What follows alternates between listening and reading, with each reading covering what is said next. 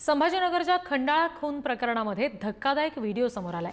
तरुणाच्या हातात चाकू आणि काही जणांची दगडफेक सुद्धा व्हिडिओमध्ये दिसते।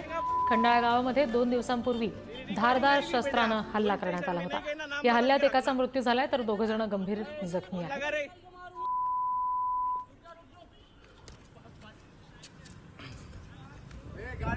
में चाकू ये देख, मार मार मार बिंदास मार।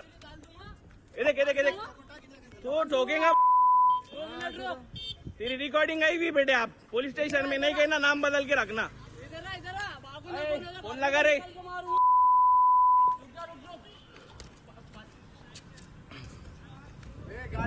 में चाकू ये देख, मार मार मार बिंदास मार। ये देख तो ठोकेगा। तेरी रिकॉर्डिंग आई हुई बेटे, आप पुलिस स्टेशन में नहीं कहना, नाम बदल के रखना। फोन लगा रे।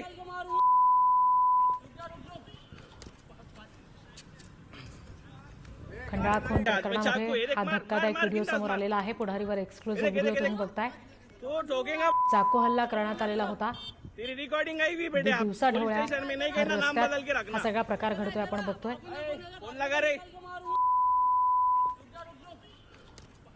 आणखी तपशील आपण घेणार आहोत। प्रतिनिधी नितीन थोरात आपल्याशी जोडले गेलेत त्यांच्याकडून। नितीन, हा सगळा प्रकार नेमका काय घडलेला होता, काय नेमकं कारण यामागे होतं कळू शकलंय का, आणि पोलिसांनी कशी दखल घेतली या सगळ्या प्रकरणाची? रिद्धी, छत्रपती संभाजीनगरच्या खंडाळा गावामध्ये एका तरुणावरती धारदार शस्त्राने हल्ला करण्यात आला होता। त्यामुळे या सर्व गावामध्ये तणावही निर्माण झाला होता। मोठा पोलीस बंदोबस्त वैजापूर शहरासह खंडाळा गावात तैनात करण्यात आला होता। त्यानंतर मात्र मुख्य आरोपी सापडत नसल्याने पोलिसांनी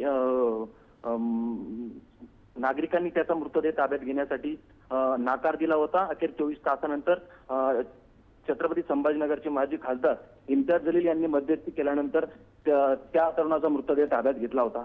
आणि त्यानंतर आता एक धक्कादायक व्हिडिओ समोर आलेला आहे।